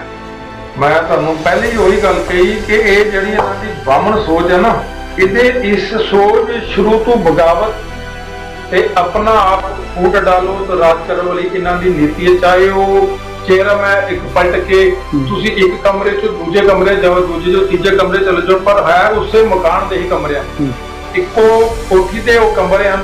ਉਸ ਵਿੱਚ ਚਾਹੇ ਭਾਜਪਾ ਨੂੰ ਬਿਠਾ ਦਿਓ, ਚਾਹੇ ਕਾਂਗਰਸ ਨੂੰ, ਚਾਹੇ ਹੋਰ ਕਿਸੇ ਸਰਕਾਰ ਨੂੰ, ਹੈ ਇਸੇ ਕੋਠੀ ਦੇ ਹੀ ਕਮਰੇ ਹਨ, ਇਸੇ ਮਕਾਨ ਦੇ ਕਮਰੇ। ਸੋਚ ਸਾਰਿਆਂ ਦੀ ਹੀ ਇੱਕੋ ਜਿਹੀ ਹੈ। ਪਰ ਅੱਜ ਜਿਹੜੀ ਚੈਨਲ ਦੀ ਤੁਸੀਂ ਗੱਲ ਕੀਤੀ ਅਕਾਲ ਚੈਨਲ ਦੀ, ਅੱਜ ਫਿਰ ਅਕਾਲ ਚੈਨਲ ਜਿਹੜਾ ਹੈ ਉਹ ਵਾਹਿਗੁਰੂ ਦੀ ਕਿਰਪਾ ਨਾਲ ਬੜੇ ਲੋਕਾਂ ਨੇ ਹੈਸ਼ਟੈਗ #NBlock ਅਕਾਲ ਚੈਨਲ ਨੂੰ ਕਰਕੇ ਉਹ YouTube ਤੋਂ ਉਹਦਾ ਬੈਨ ਹਟਾਇਆ ਗਿਆ। ਪਰ ਉਹਦੇ ਵਿੱਚ ਵੀ ਦੇਖ ਲਓ ਤੁਸੀਂ, ਉਹ ਜਿਹੜਾ ਕਾਂਗਰਸ ਦਾ ਇੱਕ ਖੂਨ, ਜਿਹੜੀ ਪੈਦਾਇਸ਼ ਸਿੱਖਾਂ ਨੂੰ ਨੇਸਤੋ ਨਬੂਦ ਕਰਨ ਦੀ ਤੁਰੀ ਸੀ, ਉਸੇ ਦਾ ਹੀ ਖੂਨ ਬੈਂਸ ਸਿੰਘ ਗੁੱਚੜ ਦਾ ਜਿਹੜਾ ਪੋਤਾ ਹੈਗਾ ਰਵਨੀਤ ਬਿੱਟੂ MP, ਉਹ ਵੀ ਮੈਂ ਕਹਿੰਦਾ ਕਿ ਸਾਡੇ ਬੇਜ਼ੁਮੀਰੇ ਮਰੇ ਹੋਏ ਲੋਕਾਂ ਨੇ ਉਹਨੂੰ ਜਿਤਾ ਕੇ ਇੱਥੇ ਭੇਜਿਆ। ਤਾਂ ਉਸਨੇ ਸੱਚ ਦੀ ਆਵਾਜ਼, ਮੈਂ ਪਹਿਲੇ ਵੀ ਕਿਹਾ ਸੀ ਕਿ ਅਕਾਲ ਦੀ ਆਵਾਜ਼ ਨੂੰ ਬੰਦ ਕਰਨ ਦੀ ਕੋਸ਼ਿਸ਼ ਕੀਤੀ ਗਈ। ਸਿੱਖਾਂ ਦਾ ਇੱਕੋ ਇੱਕ ਚੈਨਲ ਹੈ ਜਿਹੜਾ ਅਕਾਲ ਚੈਨਲ, ਉਹ ਰੱਬ ਦੇ ਨਾਲ ਮੇਲ ਖਾਂਦਾ। ਆਵਾਜ਼ ਉਸਦੀ ਬਖੂਬੀ, ਬੜੀ ਬਰੀਕੀ, ਬੜੀ ਸੰਜੀਦਗੀ ਨਿਕਲਦੀ ਹੈ। ਪਰ ਅੱਗ ਕਿੱਥੋਂ ਲੱਗੀ ਇਹਨਾਂ ਨੂੰ? ਵੀ ਭਾਈ ਰਛਪਾਲ ਸਿੰਘ ਛੰਦੜਾ ਜਿਹੜੇ ਬਹੁਤ ਚੜ੍ਹਦੀ ਕਲਾ ਵਾਲੇ ਖੜਗੂ ਸਨ, ਉਹਨਾਂ ਨੂੰ ਸ਼ਹੀਦ ਕੀਤਾ ਗਿਆ। ਉਹਨਾਂ ਦੇ ਬੇਟੇ ਨੇ, ਉਹਨਾਂ ਦੇ ਪੁੱਤਰ ਨੇ ਜਦੋਂ ਦੁਨੀਆ ਨੂੰ ਸੱਚ ਦੱਸਣ ਦੀ ਕੋਸ਼ਿਸ਼ ਕੀਤੀ ਤਾਂ ਇਹਨਾਂ ਨੂੰ ਹੱਥਾਂ ਪੈਰਾਂ ਦੀਆਂ ਪੈ ਗਈਆਂ। ਪਰ ਕਿਤੇ ਨਾ ਕਿਤੇ ਤਾਂ ਇਹ ਚੋਰ ਤੇ ਜ਼ਰੂਰ ਹਨ। ਡਰ ਤੇ ਇਹਨਾਂ ਨੂੰ ਕਿਤੇ ਨਾ ਕਿਤੇ ਹੈ ਗੁਰੂ ਕੇ ਖਾਲਸੇ ਤੋਂ ਕਿ ਹਮੇਸ਼ਾ ਇਸ ਨੂੰ ਦਬਾਇਆ ਜਾਵੇ। ਪਰ ਦਬਾਨ ਅਗਰ ਬਾਹਰਲੀਆਂ ਸਰਕਾਰਾਂ, ਬਾਹਰਲੇ ਦੇਸ਼ ਤਾਂ ਫਿਰ ਅਸੀਂ ਹਿੱਕ ਤਾਣ ਕੇ ਖੜੇ ਹੁੰਦਾ। ਪਰ ਅਫਸੋਸ ਸਾਨੂੰ ਇਹ ਹੈ ਕਿ ਸਾਨੂੰ ਦਬਾਨ ਵਾਲੇ ਵੀ ਆਪਣੇ ਸਿਰ ਤੇ ਪਗੜੀਆਂ ਬੰਨਣ ਵਾਲੇ। ਪਰ ਇੱਕ ਸੰਤ ਜਰਨੈਲ ਸਿੰਘ ਜੀ ਦੀ ਮੈਨੂੰ ਗੱਲ ਬਹੁਤ ਚੇਤੇ ਆਉਂਦੀ ਹੈ। ਉਹ ਆਮੂਮਨ ਦੀਵਾਨ ਤੇ ਕਹਿੰਦੇ ਸਨ ਕਿ ਮੈਨੂੰ ਨਾ ਜ਼ਿਆਦਾ ਤੋਂ ਜ਼ਿਆਦਾ ਜਿਹੜਾ ਡਰ ਲੱਗਦਾ ਹੈ ਨਾ ਪੱਗਾਂ ਵਾਲਿਆਂ ਤੋਂ ਲੱਗਦਾ, ਕਿਉਂਕਿ ਇਸ ਪੱਗ ਵਿੱਚ ਬਹੁਤ ਬਹਿਰੂਪੀ ਲੋਕ ਹਨ। ਸੰਤਾਂ ਦੀ ਜਿਹੜੀ ਸੋਚ ਸੀ, ਜਿਹੜੀ ਦੂਰ ਅੰਦੇਸ਼ੀ ਦੀ ਸੋਚ ਸੀ, ਉਹ ਅਕਾਲ ਪੁਰਖ ਨਾਲ ਸੱਚੇ ਪਾਤਸ਼ਾਹ ਨਾਲ ਕਿਧਰੇ ਨਾ ਕਿਧਰੇ ਮੇਲ ਖਾਂਦੀ ਸੀ। ਜੂਨ 84 ਦਾ ਜਿਹੜਾ ਤੁਸੀਂ ਦਰਦਨਾਕ ਹਿੱਸਾ ਇੱਕ ਦੇਖ ਲਓ, ਇੱਕ ਅੰਗ ਦੇਖ ਲਓ, ਇੱਕ ਪਾਰਟ ਦੇਖ ਲਓ ਇਸ ਦੇਸ਼ ਵਿੱਚ ਕਿ ਆਪਣੇ ਹੀ ਲੋਕਾਂ ਦੇ ਆਪਣੇ ਹੀ ਘਰ ਵਿੱਚ ਤੁਹਾਨੂੰ ਨੇਸਤੋ ਨਬੂਦ ਕਰਨ ਦੀ ਕੋਸ਼ਿਸ਼ ਕੀਤੀ ਜਾਂਦੀ ਹੈ। ਚਾਲ ਦੇਖੋ ਕਿੱਥੋਂ ਤੱਕ ਕੀਤੀ ਗਈ। ਜੂਨ 84 ਵਿੱਚ ਹਾਲੇ ਤੱਕ ਅੱਜ ਦੀ ਡੇਟ ਤੱਕ ਵੀ ਸੰਤ ਜਰਨੈਲ ਸਿੰਘ ਜੀ ਉੱਪਰ ਕੋਈ FIR ਨਹੀਂ, ਕੋਈ ਕਿਸੇ ਚੀਜ਼ ਦਾ ਕੋਈ ਪਰਚਾ ਨਹੀਂ ਲੱਗਿਆ ਉਹਨਾਂ ਤੇ, ਕਿਸੇ ਚੀਜ਼ ਦਾ ਵੀ। ਕਹਿਣ ਦਾ ਭਾਵ ਹੈ ਕਿ ਤੁਸੀਂ ਜ਼ੁਲਮ ਤੇ ਜ਼ੁਲਮ ਕਰੀ ਜਾਓ, ਹਮੇਸ਼ਾ ਘੱਟ ਗਿਣਤੀ ਵਾਲਿਆਂ ਨੂੰ ਦਬਾਉਣ ਦੀ ਕੋਸ਼ਿਸ਼ ਕਰੋ। ਪਰ ਮੈਂ ਇੱਕ ਗੱਲ ਦੁਨੀਆ ਨੂੰ ਦੱਸਣਾ ਚਾਹੁੰਦਾ, ਅਸੀਂ ਬੇਸ਼ੱਕ ਘੱਟ ਗਿਣਤੀ ਵਿੱਚ ਹਾਂ, ਬੇਸ਼ੱਕ ਅਸੀਂ ਘੱਟ ਗਿਣਤੀ ਦੇ ਹਾਂ, ਕੋਈ ਗੱਲ ਨਹੀਂ, ਪਰ ਇੱਕ ਗੱਲ ਦੱਸੋ, ਸੱਚੇ ਪਾਤਸ਼ਾਹ ਨੇ ਨਾ ਇੱਕ ਨੂੰ 1.25 ਲੱਖ ਦੇ ਬਰਾਬਰ ਖੜਾ ਕੀਤਾ ਹੋਇਆ। ਪਰ ਮੈਂ ਆਪਣੇ ਆਪ ਨੂੰ ਅੱਜ ਇਹ ਕਹਿੰਦਾ ਕਿ ਅਸੀਂ 2% ਕੀ, ਅਸੀਂ 100% ਅਸੀਂ 100%। ਸੰਤ ਜੀ ਦੀ ਆਵਾਜ਼ ਸੀ ਕਿ ਸਿੱਖਾਂ ਨੂੰ ਬਰਾਬਰ ਦਾ ਸ਼ਹਿਰੀ ਮੰਨਿਆ ਜਾਵੇ, ਬਰਾਬਰ ਦਾ ਹੱਕ ਦਿੱਤਾ ਜਾਵੇ। ਤੁਹਾਡੇ ਹਰਿਦੁਆਰ ਵਿੱਚ ਅਗਰ ਨਸ਼ਾ ਪੱਤੇ ਉਸ ਹੋਲੀ ਜਿਹੜੀ ਪੈਲੇਸ ਪਲੇਸ ਹੈ ਉਸ ਤੋਂ ਦੂਰ ਕੀਤੇ ਗਏ ਤਾਂ ਸਾਡੇ ਦਰਬਾਰ ਸਾਹਿਬ ਤੋਂ ਜਿਹੜੀਆਂ ਸ਼ਰਾਬ ਦੀਆਂ, ਤੰਬਾਕੂ ਦੀ ਦੁਕਾਨਾਂ ਬਾਹਰ ਕੀਤੀਆਂ ਜਾਵਣ। 24 ਘੰਟੇ ਇਹ ਲਾਈਵ ਟੈਲੀਕਾਸਟ ਹੋਵੇ, ਸਾਡਾ ਆਪਣਾ ਰਾਜ ਹੈ। ਪਰ ਉਹਦੇ ਵਿੱਚ ਵੀ ਮੈਂ ਤੁਹਾਨੂੰ ਇੱਕ ਗੱਲ ਕਹਿ ਸਕਦਾ, ਬੇਸ਼ੱਕ ਪਗੜੀ ਦੇ ਰੂਪ ਵਿੱਚ ਬਾਦਲਾਂ ਦਾ ਰਾਜ ਸੀ, ਪਰ ਸੋਚ ਨਾ ਉਹ ਝੂਠ ਜਿਹੜੀ ਸੀ ਉਹਨਾਂ ਦੇ ਅੰਦਰ ਇੰਨਾ ਬਾਹਮਣਾ ਦੀ ਖਾਧੀ ਹੋਈ ਸੀ। ਮੈਂ ਇੱਕ ਦਿਨ ਭਗਵੰਤ ਮਾਨ ਨੂੰ ਸੁਣਿਆ ਸੀ ਕਿ ਜਦੋਂ ਜਨਰਲ ਡਾਇਰ ਨੇ ਜਲਿਆਂਵਾਲੇ ਬਾਗ ਤੇ ਅਟੈਕ ਕੀਤਾ ਸੀ, ਕਹਿੰਦੇ ਉਸ ਦੀ ਜਿਹੜੀ ਰੋਟੀ ਸੀ ਜਨਰਲ ਡਾਇਰ ਦੀ ਸ਼ਾਮ ਦੀ, ਉਹ ਵੀ ਇਹਨਾਂ ਦੇ ਬਜ਼ੁਰਗਾਂ ਨੇ ਆਪਣੇ ਘਰ ਕੀਤੀ ਸੀ। ਤੁਸੀਂ ਲਾ ਲਓ ਹਿਸਾਬ ਕਿ ਇਹਨਾਂ ਦੀ ਸੋਚ ਕਿੱਥੇ ਤੱਕ ਗਿਰੀ ਹੋਈ ਹੈ।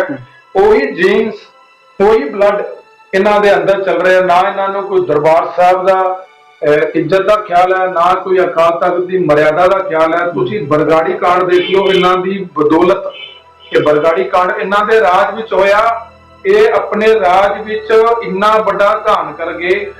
ਮੈਂ ਕਹਿੰਦਾ ਕਿ ਸਿੱਖ ਕੌਮ ਇਸ ਟਾਈਮ ਅਗਰ ਖੜੀ ਹੈ ਤੇ ਆਪਣੇ ਜਜ਼ਬੇ ਤੇ ਖੜੀ ਹੈ, ਦਸਮ ਪਾਤਸ਼ਾਹ ਦੀ ਆਈਡੀਓਲੋਜੀ ਨੂੰ ਫੋਲੋ ਕਰਦੀ ਹੈ, ਸੰਤਾਂ ਦੇ ਪਾਏ ਪੂਰਨੇ ਤੇ ਚੱਲਣ ਤੇ ਖੜੀ ਹੈ। ਉਹ ਚੱਲ ਰਿਹਾ ਤਾਂ ਜਗੇ ਜਿਹੜੀ ਸਾਡੀ ਕੌਮ ਇਸ ਟਾਈਮ ਤੱਕ ਖੜੀ ਹੈ, ਨਹੀਂ ਤਾਂ ਇਹਨਾਂ ਨੇ ਤੇ ਤਬਾਹ ਕਰ ਦਿੱਤਾ ਸੀ। ਇੱਕ ਸਵਾਲ ਹੋਰ ਹੈ, ਛੱਤੀ ਸਿੰਘਪੁਰਾ ਜਿਹੜਾ ਕਸ਼ਮੀਰ ਵਿੱਚ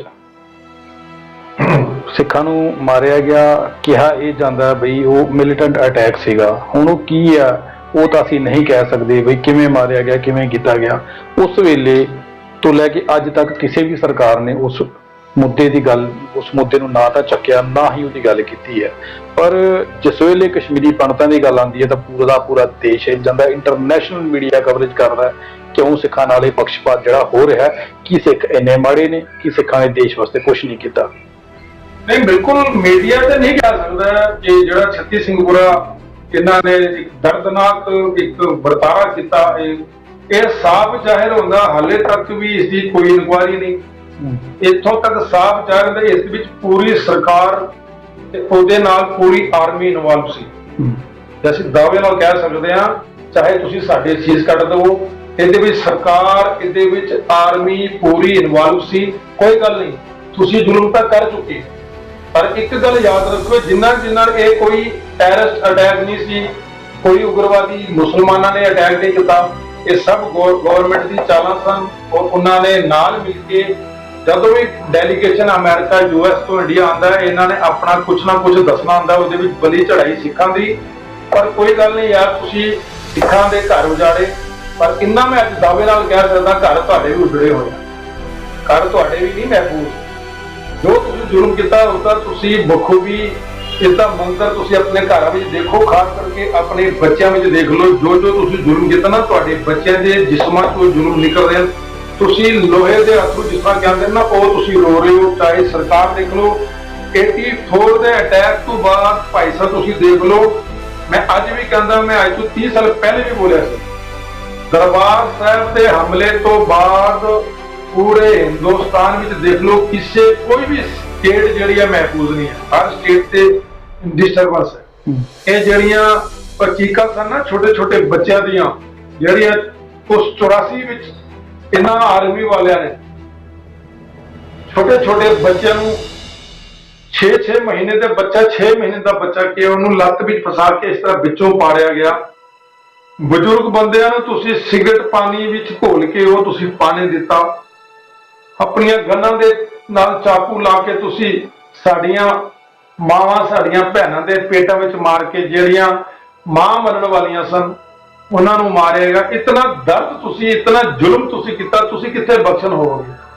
ਉਸ ਅਕਾਲ ਪੁਰਖ ਦੀ ਅਜ਼ਮਤ ਦੇ ਅੰਦਰ ਤੁਸੀਂ ਬੀੜੀਆਂ ਪੀਤੀਆਂ, ਤੁਸੀਂ ਆਪਣੇ ਬੂਟ ਪਾ ਕੇ ਉਸ ਦਰਬਾਰ ਸਾਹਿਬ ਦੀ ਅਕਾਲ ਪੁਰਖ ਉਸ ਖੁਦਾ ਦੀ ਇਬਾਦਤ ਦੇ ਅੰਦਰ ਗਏ, ਕਿ ਤੁਸੀਂ ਕਿੱਥੇ ਬਖਸ਼ੇ ਜਾਓਗੇ?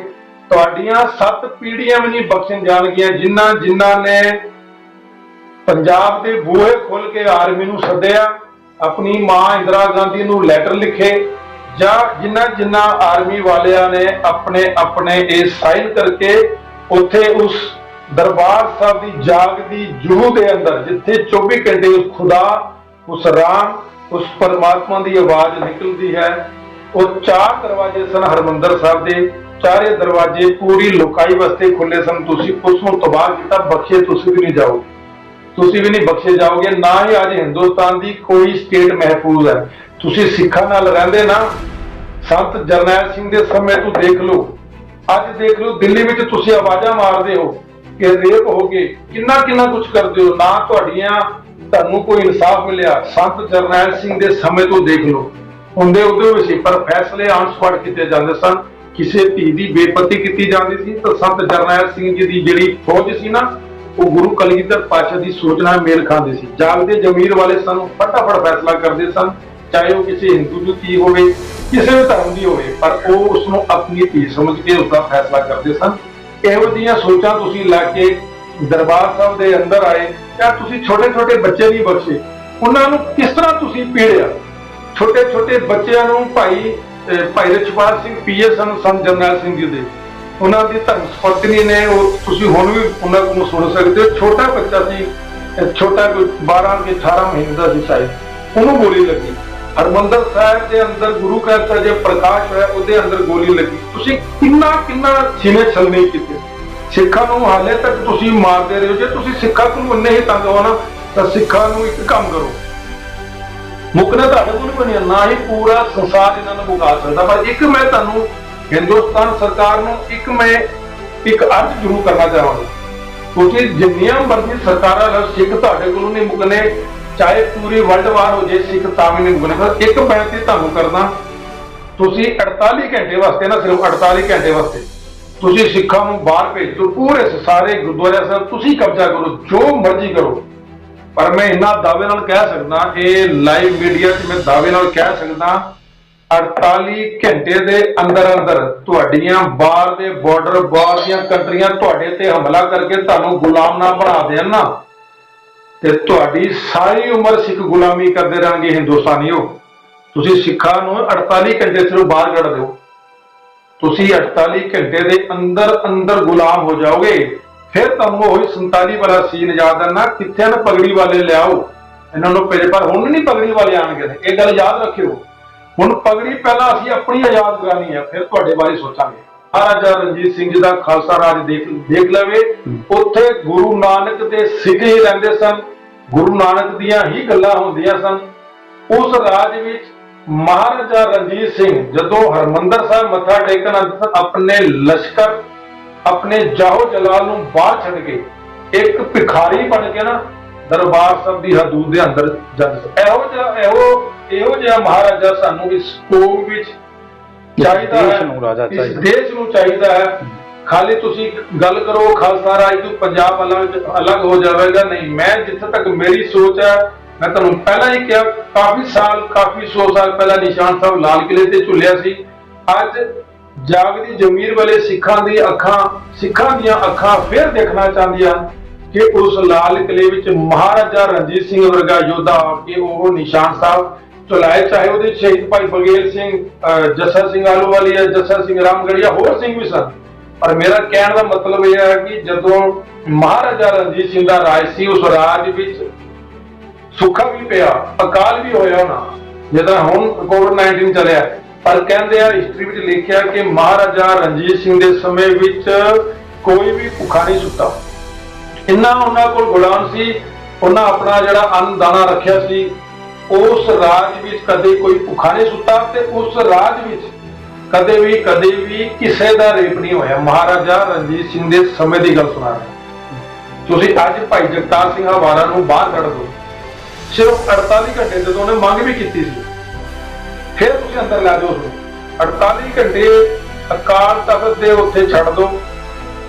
ਤੁਹਾਨੂੰ 48 ਘੰਟਿਆਂ ਦਾ ਦਾਅਵਾ ਕਹਿ ਸਕਦੇ ਹਾਂ ਕਿ ਜਥੇਦਾਰ ਭਾਈ ਹਵਾਰਾ ਜੀ, ਜਗਤਾਰ ਸਿੰਘ ਹਵਾਰਾ ਜਥੇਦਾਰ 48 ਘੰਟਿਆਂ ਅੰਦਰ ਤੁਹਾਨੂੰ ਸਾਬਤ ਕਰ ਦੇਣਗੇ ਹਿੰਦੁਸਤਾਨ ਦੇ ਜਿਨ੍ਹਾਂ ਹਿੰਦੂਆਂ ਦੀਆਂ ਬੱਚੀਆਂ ਨਾਲ ਇਹ ਗਲਤ ਕੀਤੇ, ਜਿਨ੍ਹਾਂ ਨੇ ਇਹ ਰੇਪ ਕੀਤੇ, ਜਿਨ੍ਹਾਂ ਨੇ ਬੇਪਤੀ ਕੀਤੀ ਹੈ, ਉਹਨਾਂ ਦਾ ਇਨਸਾਫ ਤੁਹਾਨੂੰ ਅਗਰ ਜਗਤਾਰ ਸਿੰਘ ਹਵਾਰਾ ਨਾ ਦਿਵਾਏ, ਅਸੀਂ ਕਦੇ ਖਾਲਸਾ ਰਾਜ ਦੀ ਮੰਗ ਨਹੀਂ ਕਰਾਂਗੇ। ਦਾਅਵਾ ਤੁਹਾਡਾ 48 ਘੰਟੇ ਤੇ ਭੇਜ ਦਿਓ, ਪਾਵਰ ਦੇ ਦਿਓ ਜਥੇਦਾਰ ਹਵਾਰਾ ਨੂੰ। ਤੁਹਾਡੀਆਂ ਹਿੰਦੂਆਂ ਦੀਆਂ ਬੱਚੀਆਂ ਨਾਲ ਇਨਸਾਫ ਨਾ ਹੋਏ, ਤੁਹਾਡੇ ਮੰਤਰੀ ਨਾ ਟੰਗੇ ਜਗਤਾਰ ਸਿੰਘ ਹਵਾਰਾ ਨੇ, ਤਾਂ ਤੁਸੀਂ ਸਾਨੂੰ ਦੇ ਇਹੋ ਜਿਹਾ ਖਾਲਸਾ ਰਾਜ ਹੈ ਸਾਡਾ। ਸੋ ਤੁਹਾਡਾ ਕਹਿਣ ਦਾ ਭਾਵ ਇਹ ਹੈ, ਜੇਕਰ 48 ਘੰਟੇ ਜਗਤਾਰ ਸਿੰਘ ਹਵਾਰਾ ਜਥੇਦਾਰ ਨੂੰ ਦਿੱਤੇ ਜਾਂਦੇ ਨੇ ਤੇ ਪ੍ਰਧਾਨ ਮੰਤਰੀ ਦੀ ਉਪਾਧੀ ਉਹਨਾਂ ਨੂੰ ਜਿਹੜੀ ਹੈ 48 ਘੰਟੇ ਵਾਸਤੇ ਦਿੱਤੀ ਜਾਏ, ਸੋ ਪੂਰੇ ਹਿੰਦੁਸਤਾਨ ਵਿੱਚ ਜਿੱਥੇ ਵੀ ਕਿਤੇ ਕੁਕਰਮ ਕੀਤੇ ਗਏ ਨੇ, ਬੱਚਿਆਂ ਨਾਲ ਰੇਪ ਹੋਏ ਨੇ, ਉਹਨਾਂ ਦਾ ਇਨਸਾਫ ਜੋ ਹੈ 48 ਘੰਟੇ ਅੰਦਰ ਕੀਤਾ ਜਾਏਗਾ।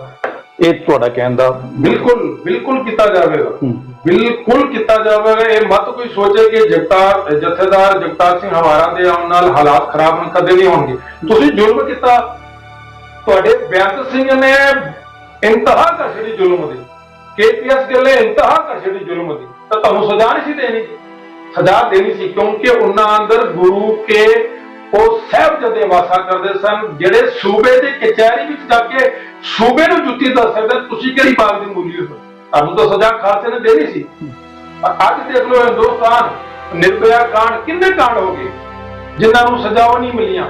ਜਸਟਿਸ ਡਿਲੇਡ, ਜਸਟਿਸ ਡਿਨਾਈਡ, ਇਹਨੂੰ ਇਨਸਾਫ ਨਹੀਂ ਕਰਦੇ। ਤੁਸੀਂ ਅੱਜ ਰਾਜ ਦੇ ਦਿਓ, ਤੁਹਾਨੂੰ ਅਸੀਂ ਕਹਿ ਦੇ ਸਕਦੇ ਹਾਂ ਕਿ ਹਿੰਦੁਸਤਾਨ ਵਿੱਚ ਕੋਈ ਵੀ ਭੁੱਖਾ ਰਹਿ ਗਿਆ, ਹਿੰਦੁਸਤਾਨ ਵਿੱਚ ਕਿਸੇ ਵੀ ਸਿੱਖ, ਕਿਸੇ ਵੀ ਹਿੰਦੂ ਵੀਰ, ਕਿਸੇ ਵੀ ਮੁਸਲਿਮ ਵੀਰ ਨੂੰ ਇਨਸਾਫ ਨਾ ਮਿਲੇ, ਅਸੀਂ ਖਾਲਸਾ ਰਾਜ ਦੀ ਮੰਗ ਛੱਡ ਦੇਵਾਂਗੇ। ਕਰ ਦੋ ਰਿਹਾ ਜਥੇਦਾਰ ਹਵਾਰਾ ਜੀ, ਖਾਲਸਾ ਰਾਜ ਖਾਲਿਸ ਸ਼ੁੱਧ। ਤੁਸੀਂ ਸੁਣਿਆ ਹੋਣਾ ਨਾ, ਇਹ 6 ਜੂਨ ਨੂੰ ਜਥੇਦਾਰ ਗਿਆਨੀ ਹਰਪ੍ਰੀਤ ਸਿੰਘ ਜੀ ਨੂੰ, ਯਾਰ ਮੀਡੀਆ ਵੀ ਪਤਾ ਨਹੀਂ ਮੈਨੂੰ ਸਮਝ ਨਹੀਂ ਆਉਂਦੀ ਯਾਰ। ਤੁਸੀਂ ਇਹੀ TRP ਲਾ ਕੇ ਆਪਣੇ ਬੱਚਿਆਂ ਨੂੰ ਖਵਾਉਂਦੇ ਹੋ, ਕਦੇ ਤੁਹਾਡੇ ਬੱਚੇ ਇਸ ਲਾਈਨ ਤੇ ਤੁਰਨਗੇ? ਦਰਦ ਦੀ ਆਵਾਜ਼ ਨਾਲ ਬੋਲੋ, ਜਿਵੇਂ ਅਕਾਲ ਚਰਨ ਬੋਲਦਾ, ਜਿਵੇਂ ਹੋਰ ਸਿੱਖਾਂ ਦੇ ਚੈਨਲ ਬੋਲਦੇ ਆ, ਖਾਲਸਾ ਰਵੀ ਸਿੰਘ ਖਾਲਸਾ ਏਡ ਵਾਲੇ ਜਦੋਂ ਉਹ ਬੋਲਦੇ ਆ ਪੂਰੀ ਮਨੁੱਖਤਾ ਦੀ ਭਲਾਈ ਕਰਦਾ, ਇਦਾਂ ਦੀ ਆਵਾਜ਼ ਉਠਾਓ। ਤੁਹਾਡੇ ਬੱਚੇ TRP ਵਕਤ ਤੁਸੀਂ TRP ਨੂੰ ਨਹੀਂ ਤਰਸੋਗੇ। ਤੁਸੀਂ ਜਿਹੜੀ ਆਪਣੀ ਆਵਾਜ਼ ਆ ਨਾ, ਉਹ ਤੁਸੀਂ ਮੀਡੀਆ ਜਿਹੜਾ ਚੌਥਾ ਸਤੰਭ ਮੰਨਿਆ ਜਾਂਦਾ, ਉਹਦੀ ਆਵਾਜ਼ ਨੂੰ ਉਠਾਓਗੇ ਨਾ ਵਫਾਦਾਰੀ ਨਾਲ, ਤੇ ਤੁਹਾਨੂੰ ਸਾਰੀ ਦੁਨੀਆ ਹਮੇਸ਼ਾ ਸਿਜਦਾ ਕਰਦੀ ਰਹੇਗੀ। ਤਾਂ ਤੁਸੀਂ ਗਲਤ ਗੱਲਾਂ ਕਰਕੇ ਆਪੇ ਹੀ ਕੋਰਟ ਬਣ ਜਾਂਦੇ ਹੋ, ਆਪੇ ਹੀ ਜੱਜ ਬਣ ਜਾਂਦੇ ਹੋ, ਆਪਣਾ ਫੈਸਲੇ ਆਪੇ ਕਰ ਲੈਂਦੇ ਹੋ। ਪਰ ਮੈਂ ਇਹ ਗੱਲ ਕਹਿੰਦਾ ਕਿ 84 ਵਿੱਚ ਜੋ ਹੋਇਆ, ਉਸ ਤੋਂ ਅੱਗੇ ਤੁਸੀਂ ਦੇਖ ਲਓ, ਇਹ ਗੱਲ ਇੱਥੇ ਤੱਕ ਰੁਕੀ ਹੀ ਨਹੀਂ, ਗੱਲ ਖਤਮ ਤੱਕ ਨਹੀਂ ਹੋਣ ਤੱਕ ਆ ਰਹੀ ਸੀ। ਤੁਸੀਂ ਕੀ ਸੋਚਦੇ ਹੋ ਕਿ ਹਰਮੰਦਰ ਸਾਹਿਬ ਤੇ ਅਟੈਕ ਕਰ ਲਿਆ ਤੇ ਬੜੀ ਬਹਾਦਰੀ ਹੋ ਗਈ? ਅਹਿਮਦ ਸ਼ਾਹ ਅਬਦਾਲੀ, ਵੱਡੇ ਮੁਗਲ ਸ਼ਾਸਕ ਆਏ, ਉਹਨਾਂ ਨੂੰ ਹੱਥਾਂ ਪੈਰਾਂ ਦੀਆਂ ਪੈ ਗਈਆਂ। ਨਲਾਇਕੋ, ਤੁਸੀਂ ਇਤਿਹਾਸ ਨਹੀਂ ਸੀ ਪੜ੍ਹਿਆ, ਉਹ ਤੁਸੀਂ ਇੱਕ ਬਾਦਲਾਂ ਤੇ ਕਹਿਣ ਤੇ ਪੰਜਾਬ ਦੇ ਬੂਹੇ ਖੋਲ ਕੇ ਅੰਦਰ ਵੜ ਕੇ ਆਦਮੀ ਲੈ ਕੇ ਪਿਛਲਾ ਇਤਿਹਾਸ ਪੜ੍ਹਿਆ ਹੁੰਦਾ ਨਾ, ਅੱਜ ਤੁਹਾਡੀ ਮਾਂ ਇੰਦਰਾ ਰਾਣੀ ਨੂੰ ਨਾ 153 ਦਿਨ ਅੱਜ ਤੱਕ ਵੀ ਜਿਉਂਦੀ ਰਹਿੰਦੀ, ਅੱਜ ਤੱਕ ਵੀ ਉਹ ਜਿਉਂਦੀ ਰਹਿੰਦੀ, ਜੇ ਉਹਨੇ ਦਰਬਾਰ ਸਾਹਿਬ ਤੇ ਹਮਲਾ ਨਾ ਕੀਤਾ ਹੁੰਦਾ ਸੀ। ਅਜਮੇਰ ਜੀ, ਪਿੰਕੀ ਕੈਟ ਵਰਗੇ ਕਈ ਇਹੋ ਜਿਹੇ ਲੋਕ ਜਿਨ੍ਹਾਂ ਨੇ ਇਨੋਸੈਂਟ ਸਿੱਖ ਨੌਜਵਾਨਾਂ ਦਾ ਕਤਲੇਆਮ ਕਰਵਾਇਆ, ਟਾਊਟ ਜਿਹੜੇ ਸੀਗੇ ਗਵਰਨਮੈਂਟ ਦੇ, ਉਹ ਜਿੰਨੇ ਵੀ ਟਾਊਟ ਨੇ ਅੱਜ ਉਹ ਰੋਂਦੇ ਨੇ, ਕੁਰਲਾਉਂਦੇ ਨੇ, ਲਿਖ ਰਹੇ ਨੇ ਕਿ ਉਹ ਜਿਹੜੀਆਂ ਸ਼ਹੀਦਾਂ ਦੀਆਂ ਆਤਮਾ ਨੇ ਉਹ ਰਾਤ ਨੂੰ ਆ ਕੇ ਤੰਗ ਕਰਦੀਆਂ ਨੇ, ਉਹਨਾਂ ਨੂੰ ਨੀਂਦ ਨਹੀਂ ਆਉਂਦੀ। ਤਾਂ ਹੁਣ ਤਾਂ ਇਹ ਗਵਰਨਮੈਂਟ ਦੇ ਏਜੰਟ ਜਿਹੜੇ ਸੀ ਉਹ ਵੀ ਲਿਖ ਰਹੇ ਨੇ, ਇਹ ਚੀਜ਼ਾਂ ਮੰਨ ਰਹੇ ਨੇ। ਤੇ ਤੁਸੀਂ ਕਿਵੇਂ ਵੇਖਦੇ ਹੋ ਜੋ ਹੁਣ ਹੋ ਰਿਹਾ ਹੈ? ਤਾਂ ਇਹ ਕਿੰਨਾ ਕੁ ਵੱਡਾ ਪਾਪ ਸੀ, ਜਿਸ ਪਾਪ ਨੂੰ ਅੱਜ ਤੱਕ ਜਸਟਿਸ ਜੋ ਹੈ ਨਹੀਂ ਮਿਲ ਰਿਹਾ, ਜਿਸ ਨੂੰ ਅੱਜ ਤੱਕ ਇਨਸਾਫ, ਉਹਨਾਂ ਇਨੋਸੈਂਟ ਲੋਕਾਂ ਦੀ ਮੌਤ ਦਾ, ਗੁਨਾਹਗਾਰਾਂ ਨੂੰ ਸਜ਼ਾਵਾਂ ਨਹੀਂ ਹੋਈਆਂ, ਅੱਜ ਤੱਕ ਇਨਸਾਫ ਕਿਉਂ ਨਹੀਂ ਮਿਲ ਰਿਹਾ? ਹਾਲੇ ਤੱਕ ਤਾਂ ਇਹ ਜਿਹੜੇ ਟਾਊਟ, ਜਿਹੜੇ ਇਹ ਪੰਜਾਬ ਦੇ ਜਿਹੜੇ ਬਹੁਤ ਜ਼ਿਆਦਾ ਪੁਲਿਸ ਅਫਸਰਾਂ ਨੇ ਜ਼ੁਲਮ ਕੀਤੇ ਹਨ, ਉਹਨਾਂ ਦੀਆਂ ਸਜ਼ਾਵਾਂ ਉਹ ਕੋਈ ਤਾਂ ਖੁਦਕੁਸ਼ੀ ਕਰ ਗਿਆ ਪੁਲਿਸ ਅਫਸਰ, ਕਿਸੇ ਦੇ ਬੱਚੇ ਖੁਦਕੁਸ਼ੀ ਕਰ ਗਏ। ਇਹੀ ਤਾਂ ਰੂਹਾਂ ਸਨ, ਉਹਨਾਂ ਇਨੋਸੈਂਟ ਜਿਹੜੀਆਂ ਰੂਹਾਂ ਸਨ, ਜਿਹੜੀਆਂ ਕੁਰਬਾਨੀਆਂ ਹਨ, ਤੁਹਾਨੂੰ ਦਿਲਕਾਰਦੀਆਂ ਹਨ ਕਿ ਤੁਸੀਂ ਉਹਨਾਂ ਦੇ ਬੱਚਿਆਂ ਨਾਲ ਕਿਤੇ, ਉਹਨਾਂ ਦੇ ਪਰਿਵਾਰ ਨਾਲ ਕਿਤੇ, ਪਰ ਤੁਸੀਂ ਕਿਸ ਤਰ੍ਹਾਂ ਆਬਾਦ ਰੱਖ ਸਕਦੇ ਹੋ? ਉਹੀ ਰੂਹਾਂ ਤੁਹਾਨੂੰ ਸਾਰੀ ਉਮਰ ਤੱਕ ਖਾਣਗੀਆਂ, ਤੁਹਾਡੀਆਂ ਪੀੜ੍ਹੀਆਂ ਤੱਕ ਉਹ ਤੁਹਾਨੂੰ ਖਾਣਗੀਆਂ। ਪਰ ਮੈਂ ਇੱਕ ਗੱਲ ਜ਼ਰੂਰ ਕਹਿਣਾ ਚਾਹੁੰਦਾ ਕਿ ਜਿਹੜੇ ਤੁਸੀਂ ਨਿਹੱਥਿਆਂ ਤੇ ਵਾਰ ਕੀਤੇ ਨਾ, ਉਹਦਾ ਖਮਾਇਦਾ ਤੁਸੀਂ ਹਰ ਪਲ ਭੁਗਤ ਰਹੇ ਹੋ, ਹਰ ਪਲ ਭੁਗਤੋਗੇ। ਸਰਕਾਰਾਂ ਤੁਸੀਂ ਜਿੰਨੀਆਂ ਮਰਜ਼ੀ ਬਣਾ ਲਓ, ਕੋਈ ਵੀ ਸਰਕਾਰ ਆ ਜਾਏ, ਜਿੰਨੀ ਦੇਰ ਤੁਸੀਂ ਸਿੱਖਾਂ ਦੀ ਆਵਾਜ਼ ਨਹੀਂ ਉਠਾਓਗੇ, ਦਿੱਲੀ ਦੀ ਕੁਰਸੀ ਤੇ ਬੈਠ ਕੇ ਤੁਹਾਨੂੰ ਇਹ ਕੰਡੇ ਹੀ ਚੁੱਭਣਗੇ, ਜਿਹੜੀਆਂ ਮਰਜ਼ੀ ਸਰਕਾਰਾਂ ਬਿਠਾ ਲਓ। ਤੁਸੀਂ ਜੂਨ 84 ਵਿੱਚ ਕੀ ਕੀਤਾ? ਦਰਬਾਰ ਸਾਹਿਬ ਦੇ ਅਟੈਕ ਤੋਂ ਬਾਅਦ ਇਤਿਹਾਸ ਵਿੱਚ ਵੀ ਲਿਖਿਆ ਹੈ, ਇਹ ਹਿਸਟਰੀ ਹੈ, ਹਿਸਟੋਰੀਕਲ ਆਫ ਸਿੱਖੀਜ਼ਮ, ਕਿ 153 ਦਿਨ ਤੋਂ ਉੱਪਰ ਕੋਈ ਜ਼ਾਲਮ ਦਰਬਾਰ ਸਾਹਿਬ ਵੱਲ ਜਦੋਂ ਮੂੰਹ ਕਰਕੇ ਆਇਆ ਹੋਵੇ ਨਾ, 153 ਦਿਨ, 153 ਡੇਜ਼, ਉਸ ਤੋਂ ਉੱਪਰ ਜੀ ਹੀ ਨਹੀਂ ਸਕਿਆ।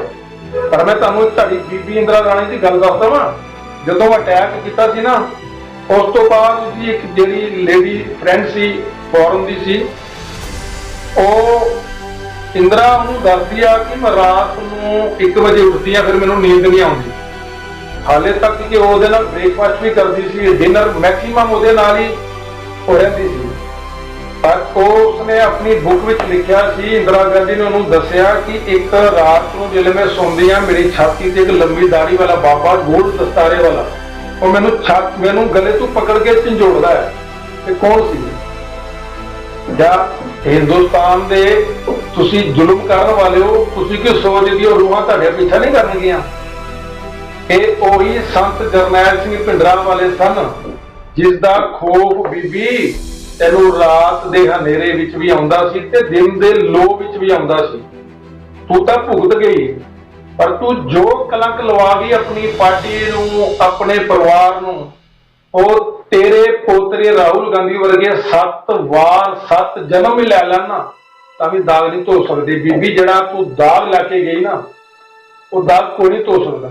ਫਿਰ ਤੁਸੀਂ ਦਿੱਲੀ ਦੀ ਗਲੀਆਂ ਵਿੱਚ ਜਦੋਂ ਤੁਹਾਡੀ ਬੀਬੀ ਨੂੰ ਸਜ਼ਾ ਮਿਲੀ, ਗੁਰੂ ਕੇ ਖਾਲਸੇ ਨੇ ਦਿੱਤੀ, ਤੇ ਭਾਈ ਸਾਹਿਬ ਤੁਸੀਂ ਜ਼ੁਲਮ ਦੀ 84 ਤਾਂ ਹੋਈ, ਤੁਸੀਂ ਉਸ ਤੋਂ ਬਾਅਦ ਅੱਗੇ ਚਲੋ। 1 ਨਵੰਬਰ, 2 ਨਵੰਬਰ, 3 ਨਵੰਬਰ, ਨਵੰਬਰ 84, 31 ਅਕਤੂਬਰ ਬੀਬੀ ਦਾ ਸੌਦਾ ਲਾਇਆ ਗਿਆ।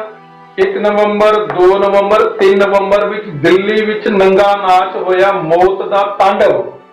ਯਾਰ ਕਮਾਲ ਕਰਦੇ ਹੋ ਤੁਸੀਂ ਯਾਰ। ਜਿੰਦੇ ਜੀ ਤੁਸੀਂ ਸਿੱਖਾਂ ਦੇ ਗਲੇ 'ਚ ਟਾਇਰ ਪਾਏ, ਜਿੰਦੇ ਜੀ ਸਾਰੇ।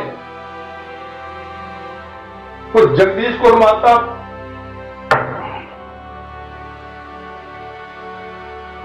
ਨਿੱਕੇ ਨਿੱਕੇ ਬੱਚਿਆਂ ਦੇ ਤੁਸੀਂ ਜ਼ੁਲਮ ਕੀਤੇ। 3 ਦਿਨ ਤੁਸੀਂ 3 ਤੋਂ 4 ਹਜ਼ਾਰ ਤੱਕ ਬੰਦੇ ਮਾਰੇ ਆ। ਕਿੰਨੇ ਇੱਕ ਤਬਾਹ ਕਰਨਾ ਸੀ ਤੁਸੀਂ ਸਿੱਖਾਂ ਨੂੰ।